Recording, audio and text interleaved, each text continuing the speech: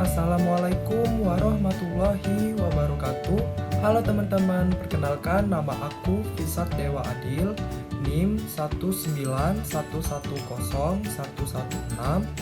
S1 Farmasi semester 2B, berasal dari Universitas Kader Bangsa Palembang.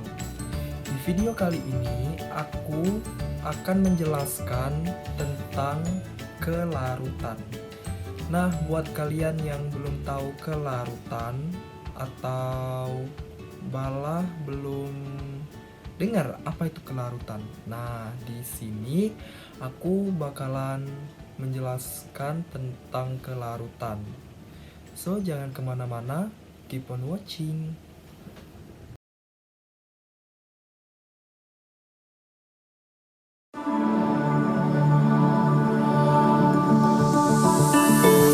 Left a star glowing in your eyes when I'm not aware. Kelarutan atau solubilitas adalah kemampuan suatu zat kimia tertentu. Zat terlarut atau solut untuk larut dalam suatu pelarut atau solvent. Kelarutan dinyatakan dalam jumlah maksimum zat terlarut yang larut dalam suatu pelarut pada kesetimbangan. Larutan hasil disebut larutan jenuh. Nah, zat-zat tertentu dapat larut dengan perbandingan apapun terhadap suatu pelarut. Nah, contohnya itu adalah etanol di dalam air. Nah, sifat ini lebih dalam bahasa Inggrisnya lebih tepatnya itu disebut miscible. Nah, dan juga pelarut pada umumnya merupakan suatu cairan yang dapat berupa zat murni atau campuran. Zat yang terlarut dapat berupa gas, cairan lain, atau padat. Kelarutan bervariasi dari selalu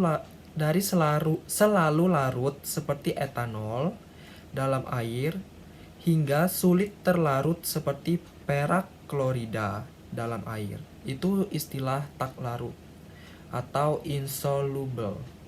Sering diterapkan pada senyawa yang sulit larut, walaupun sebenarnya hanya ada sangat sedikit kasus yang benar-benar tidak ada bahan yang terlarut. Dalam beberapa kondisi, titik kesetimbangan kelarutan dapat dilampaui untuk menghasilkan suatu larutan yang disebut lewat jenuh atau supersaturated yang metastabil. Nah, untuk penjelasan yang lebih lanjutnya, kita lanjutkan di PowerPoint aku berikut. Baiklah teman-teman, di PowerPoint aku berikut ini menjelaskan tentang kelarutan. Dimulai dari larutan jenuh. Larutan jenuh itu adalah zat terlarut atau solut berada dalam kesetimbangan dengan fase padat atau solut. Sedangkan kelarutan itu konsentrasi solut dalam larutan jenuh pada suhu tertentu.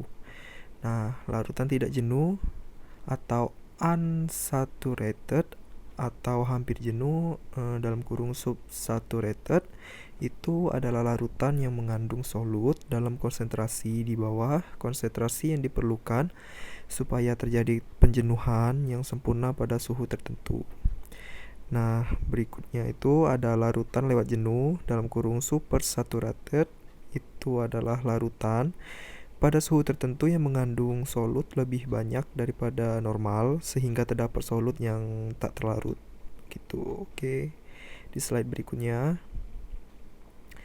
ini ada istilah kelarutan. Nah, istilah kelarutan itu sangat mudah larut atau very soluble, mudah larut, freely soluble, larut, soluble, agak sukar larut, strangely soluble, sukar larut, slightly soluble, sangat sukar larut, very slightly soluble, dan praktis tidak larut yaitu practically insoluble. Nah, jumlah bagian pelarut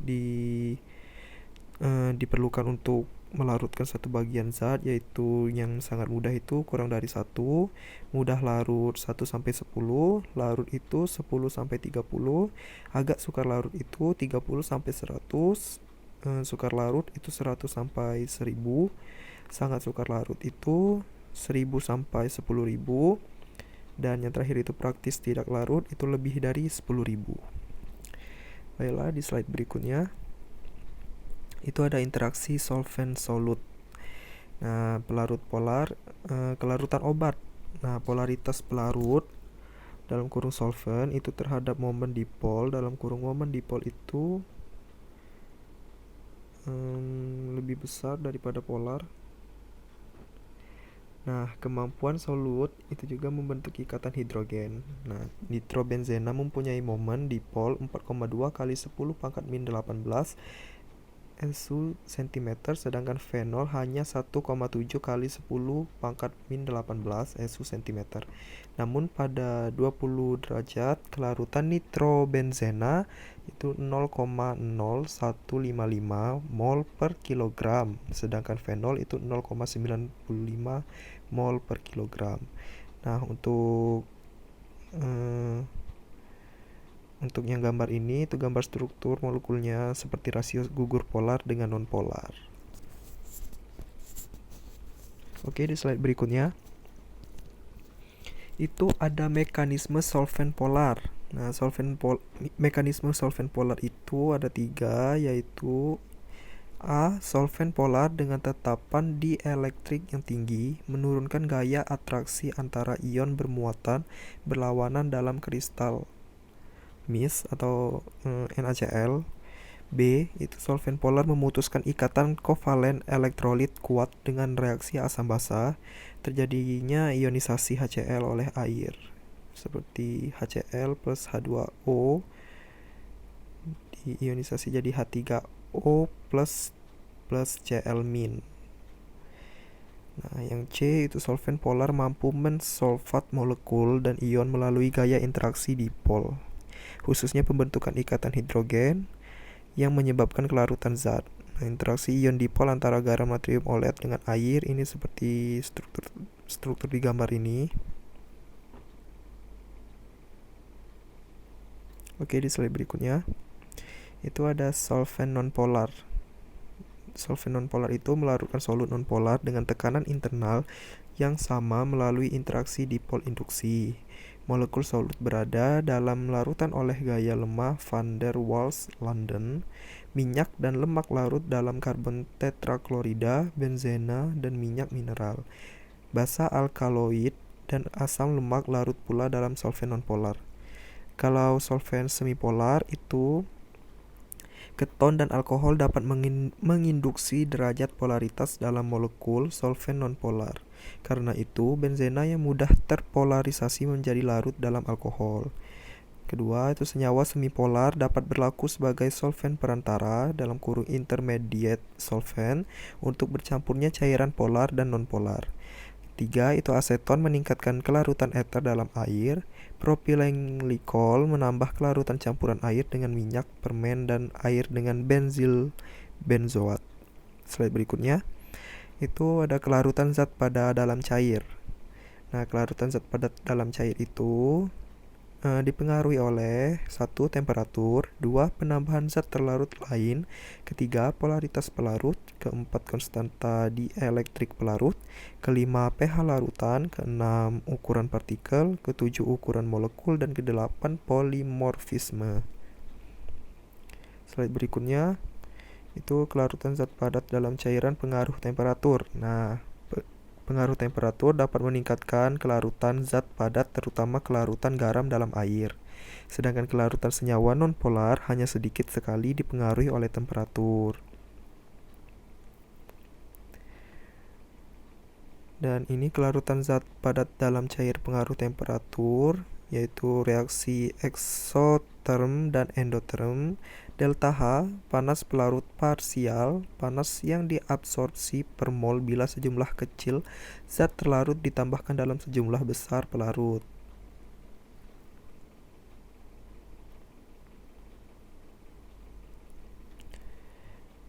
Nah, ini kelarutan zat padat dalam air pengaruh penambahan zat lain itu adalah penambahan ion sejenis. Apabila elektrolit sukar larut dilarutkan untuk membentuk larutan jenuh, kelarutan digambarkan sebagai KSP.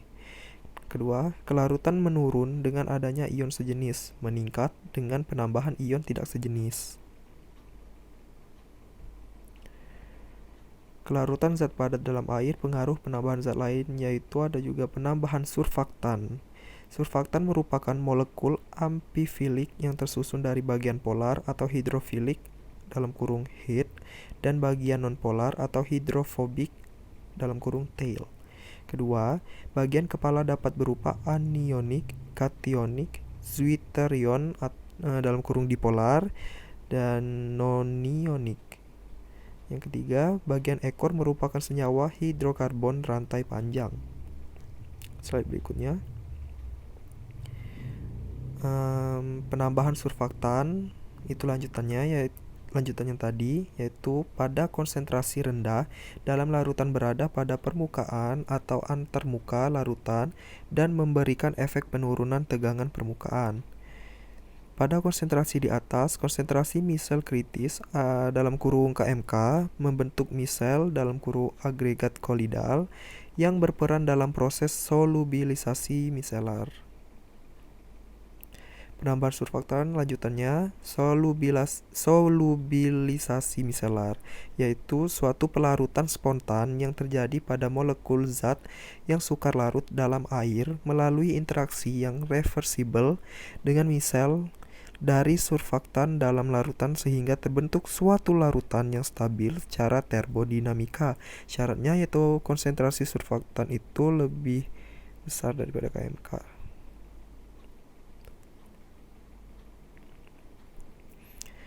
Berikutnya itu ada faktor-faktor yang mempengaruhi kelarutan zat padat dalam cairan, yaitu pengaruh pH.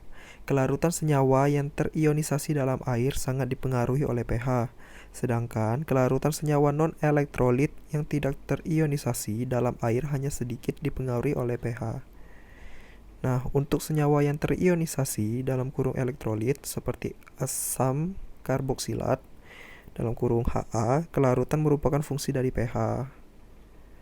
Dengan rumus sebagai berikut.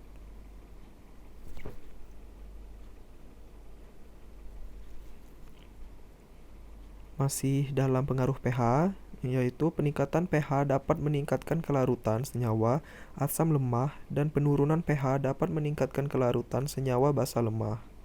Penentuan pH juga optimum untuk menjamin larutan yang jernih dan keefektifan terapi yang maksimum. Contoh yaitu asam salisilat, atropin sulfat, tetrakain HCl, sulfonamida, dan fenobarbital Na. Slide berikutnya. Nah, yang di slide berikutnya ini adalah kelarutan zat padat dalam air pengaruh polaritas pelarut, yaitu 1. Polaritas molekul pelarut dan zat terlarut dapat mempengaruhi kelarutan umum. Kedua, molekul zat terlarut polar akan terlarut pada pelarut polar. Dan ketiga, molekul zat terlarut nonpolar akan terlarut dalam pelarut nonpolar.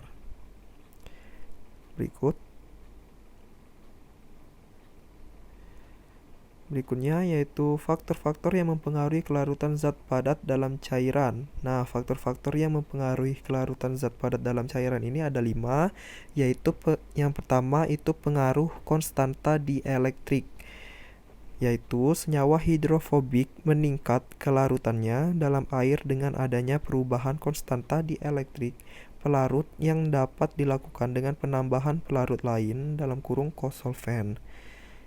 Nah, konstanta dielektrik dari suatu sistem pelarut campur adalah merupakan jumlah hasil perkalian fraksi pelarut dengan konstanta dielektrik masing-masing pelarut dari sistem pelarut campur tersebut.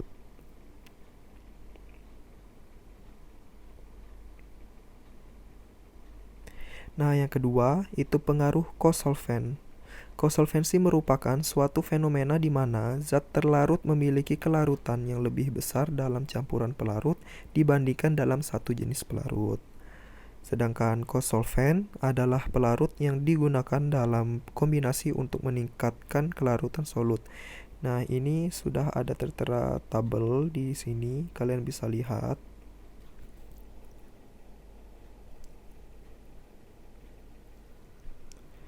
Yang ketiga yaitu pengaruh ukuran partikel. Ukuran partikel dapat mempengaruhi kelarutan karena semakin kecil partikel, rasio antar luas permukaan dan volume meningkat. Meningkatnya luas permukaan memungkinkan interaksi antara solut dan solvent lebih besar. Pengaruh ukuran partikel terhadap kelarutan digambarkan dalam persamaan berikut.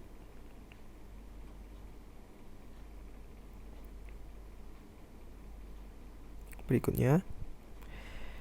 Nah, yang keempat itu ada pengaruh ukuran molekul. Semakin besar ukuran molekul, semakin berkurang kelarutan suatu senyawa. Semakin besar ukuran molekul zat yang terlarut, semakin sulit molekul pelarut mengelilinginya untuk memungkinkan terjadinya proses pelarutan. Dalam hal senyawa organik, percabangan akan meningkatkan kelarutan, karena semakin banyak percabangan akan memperkecil ukuran molekul, sehingga mempermudah proses pelarutan oleh molekul pelarut. Nah, yang kelima yaitu pengaruh polimorfisme. Polimorfisme adalah kapasitas suatu senyawa untuk terkristalisasi menjadi lebih dari suatu jenis bentuk kristal. Perubahan dari satu bentuk kristal ke bentuk yang lain adalah reversible. Proses ini disebut enantiotropik. Bentuk polimer dapat mempengaruhi warna, kekerasan, kelarutan, titik leleh, dan sifat-sifat lain dari senyawa. Karena titik leleh merupakan salah satu faktor yang mempengaruhi kelarutan, maka polimorf akan memiliki kelarutan yang berbeda. Selanjutnya itu ada larutan isotonis dan isohidris. Di sini ada definisi dapar, ada komposisi larutan dapar, ada persamaan dapar, ada kapasitas dapar, dan kapasitas dapar maksimum. Next. Nah, dimulai dari definisi dapar. Dapar adalah senyawa-senyawa atau campuran senyawa yang dapat meniadakan perubahan pH terhadap penambahan sedikit asam atau basa. Sedangkan larutan dapar merupakan kombinasi asam lemah dengan basa konjugasinya atau basa lemah dengan asam konjugasinya. Nah, ini ada persamaan dapar, yaitu ada pH sama dengan pKa plus log, bisa garam atau asam, dan pH sama dengan pKw min pKb plus log, bisa juga basa atau garam. Nah, ini kapasitas dapar. Kapasitas dapar adalah perbandingan penambahan basa kuat atau asam kuat dengan sedikit perubahan pH yang terjadi karena penambahan itu. Dengan contoh seperti ini.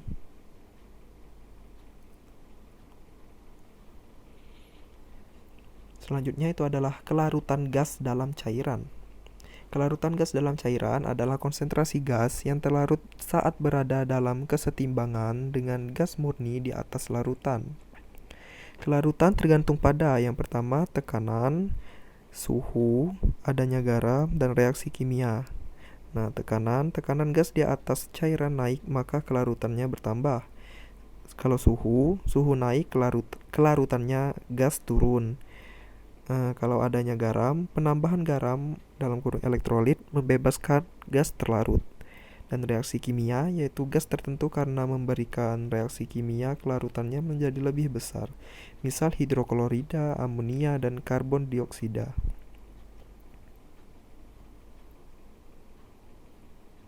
Di sini ada hukum Henry, yaitu dengan C2 sama dengan koefisien tekanan ya.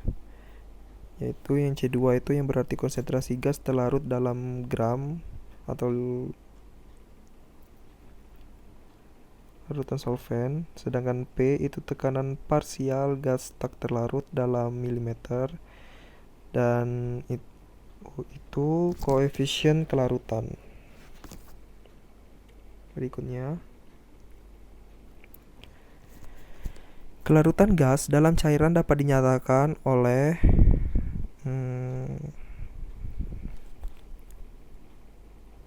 atau oleh koefisien sarapan Bunsen dalam kurung itu volume gas dalam water yang larut dalam 1 liter solvent pada tekanan parsial 1 atom suhu tertentu. Koefisien Bunsen untuk beberapa gas dalam air pada 0 derajat dan 25 derajat.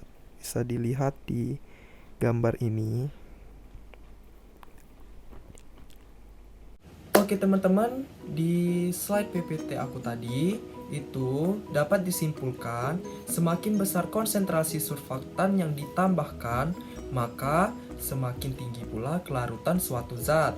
Dan semakin tinggi pH suatu zat, maka semakin cepat pula kelarutan suatu zat. Oke teman-teman, baiklah segitu dulu video presentasi aku tentang kelarutan. Video ini bertujuan untuk tugas praktikum farmasi fisik. Terima kasih sudah menonton. I hope you enjoy this videos. Semoga bermanfaat bagi kalian. Terima kasih udah nonton dari awal sampai akhir. Jangan lupa share ke teman-teman kalian untuk informasi yang lebih lanjut. Baiklah, saya minta maaf jikalau ada kata-kata yang salah. Kepada Allah saya mohon maaf ampun. Wabillahi taufiq wal hidayah. Wassalamualaikum warahmatullahi wabarakatuh.